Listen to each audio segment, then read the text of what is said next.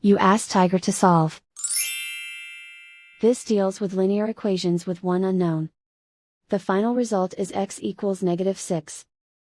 Let's solve it step by step. Simplify the expression. Group like terms.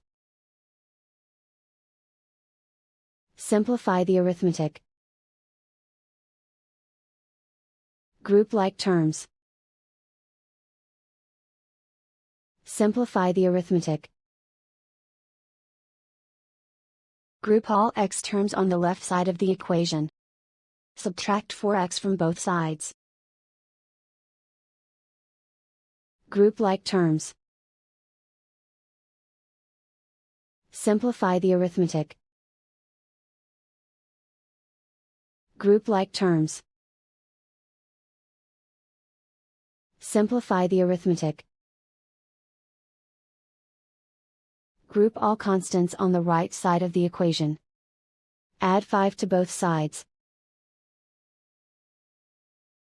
Simplify the arithmetic.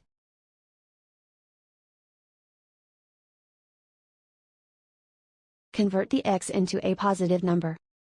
Multiply both sides by -1. Remove the ones. Simplify the arithmetic.